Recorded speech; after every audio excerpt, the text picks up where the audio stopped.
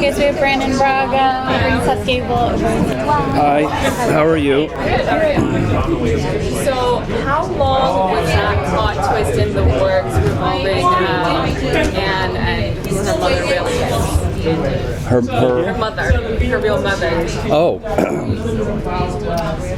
that was something we talked about from the very beginning of season 2, but debated whether it would be the audience would buy it. We didn't want it to just seem arbitrary, but by the time we got there, we're like, this should work, and it did work, and it ended up being a major turning point for Anne's character as she goes down the dark and twisted path of being a witch and her beloved husband. Yeah, that really was the beginning of her identity crisis, because she was very much a good girl. Yeah, and refused to do bad, and then when she found out that who she thought she was not, then she, that distorted version of her past gave her the freedom to change and become something else. Anne truly embodies, and she's a huge part of this season. Their marriage is a huge part of this season. We're calling it Scenes from a Marriage from Hell. And Anne's character truly does kind of embody the road to hell is paved with good intentions. And that hasn't changed for her. It's just that she's going deeper and deeper. It feels like we've had a much bigger gap between these two. Am I imagining that? No, they moved the premiere from April to Halloween week. I think it's a better season. It's a better season for nature. us. They were premiering a couple of other shows that they didn't want everything to get in the way.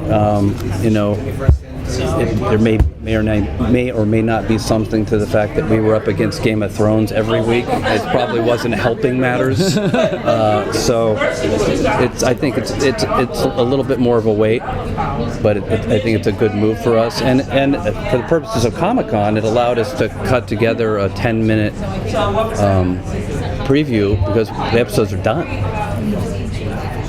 I'm excited to see that. Can you preview for us kind of what's coming this season?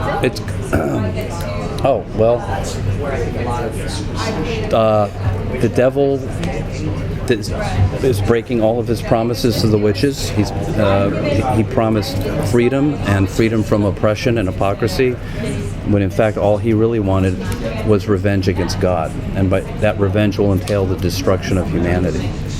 And so the witches are like, okay, he lied. We made a mistake. And the only person who can stop him is the person who gave birth to him, and that's his mother. And his mother's dead. And that's the first few minutes of the season. Is kind of sets that all in motion. And all of the characters become enlisted in that resistance against the devil. Trying to dethrone him. Yeah. With Cotton having his agency taken away like that, his self-control, how did you go about playing that? Because obviously when it was Mary doing that to her husband, you basically never spoke. Yeah. Assuming they didn't do that with you. I was hoping they wouldn't.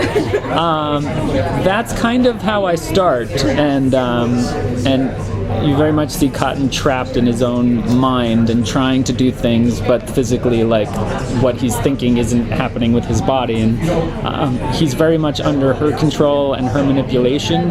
And I think in order to try to figure out how to escape from that circumstance, he has to do a lot of things that he wouldn't normally do and pretend to be certain things that he's not. And the whole scenes from the marriage thing, they really do, despite all of this, he understands that she's doing these things out of fear and of necessity, because her survival is at stake. And so on some level I do still love Anne, even though she's trapping me like I'm in misery. But he wants to make it work, and so we're going to explore whether that can work, if people can get over that kind of stuff. Mercy's been kind of the punching bag the last 2 seasons. Is she going to change of fortune at any point? From frame 1, yes. When you're going to find her in a most unexpected position, which is hinted at in the trailer. She has found there's a quote from Mercy regarding the time.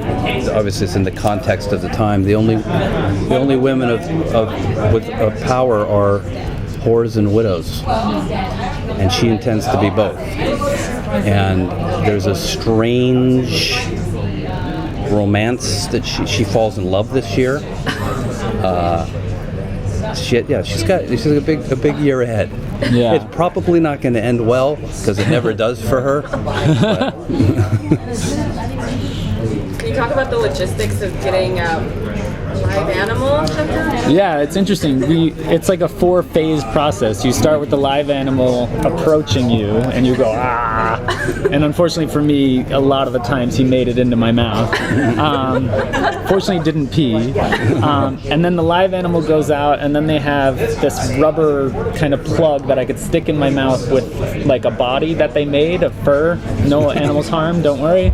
And there's like a 3/4 one, and I go like, ah. And then there's a half one, and then a quarter one, and then like just the tail sticking out, and then so it's pretty uncomfortable. You get a lot of fur in your mouth, and I don't know where they got that fur. It's probably a shaved cat somewhere. But yeah, that's how they do it. As you get to know the actors better, does it become more fun or less fun to write these horrific things for them to go through? That's a good question. It's That's a really good question, actually. You know, it's like, we love all the actors, so it's not. There are no acts of And we're not cruelty really involved. Suffering. Yeah. Yeah. I mean, it can be. There are miserable moments. Do you ever think I about always the feel practicality of like, oh, this is going to be uncomfortable for that actor or something? You know, yeah, I do. I mean, especially with the young actor Oliver Bell playing Satan. Yeah.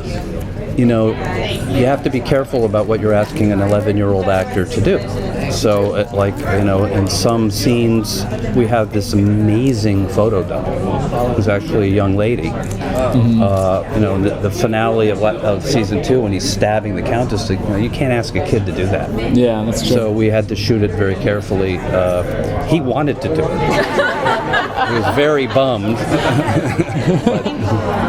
Thank you. We're going to bring you back. Thanks, guys. Hey, thank you.